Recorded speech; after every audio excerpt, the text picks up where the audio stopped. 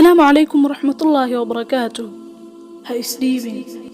waxaan maanta halkaan idinkaga soo gudbinayaa xikmado ku saabsan isku dayga iyo inaad mar kale ku celiso waad guuleysanaysaa haddii aad marar badan isku dayayso ku celi mar kale isku daygaaga badi ugu dambeyn waad guuleysanaysaa ogow guul waliba oo la gaaray ballamo adag ayaa ka horeeyay qof waliba oo guuleystayna caqabado iyo gafaf badan waa uu la soo kulmay sidoo kale marar badanna waa uu guul daraystay balse isku daygiisa ayaa badnaa wuuna ku celceliyay marar badan laakiin isma uusan dhiibin guul darana ma qaadan ilaa uu ka guuleystay haddaba adiga ha isdhiibin oo guul daro ha qaadan guul daradu waa labo inaad isdhiibto iyo inaad daasho haddii aad daasho waxaa jirto awood kuu qarsoon hadda bilow sidii aad ku ogaan lahayd awooddaada dhabtaa marnaba ha ka baqin adiga inaad guul daraysato ama aad wax qalado waayo adigoon wax qaldin waxba ma sixi kartid qaladkaagana macallin buu ku yahay haddii aad hadda guul daraysatay wayba fiicneed inaad guul daraysato sidoo kale waa ay fiicneyd in ay caqabad ka hor imaado waayo caqabad kasta oo kugu timaada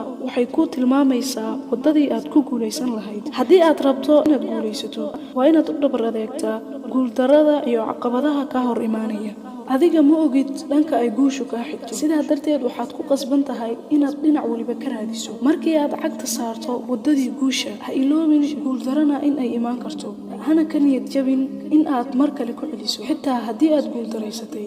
99 jeer waxaa laga yaabaa markaan xigto inay tahay adiga guushaada wax waliba oo marar badan la isku dayay oo lagu celceliyay ugu dambeyn waa lagu guuleystay waayo biyuhuba aad ay u jilcan yihiin haddana dhibicdooda markay dhulka ku dhacdo marar badan aakhirka waa ay daloolisaa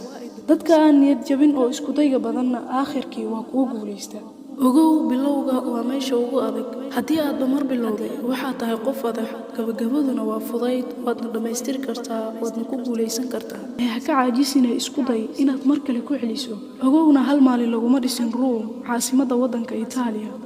sidoo kale waa inaad ogaataa guul waliba oo la gaaray iyo horumar waliba oo la sameeyay in aanay hal maalin lagu samaynin haddii aad marar badan wax qaladay oo isku dayday kaliya bedel fikradaada haddii aysan maanta maalintaada ahayn bari waa maalintaada ogow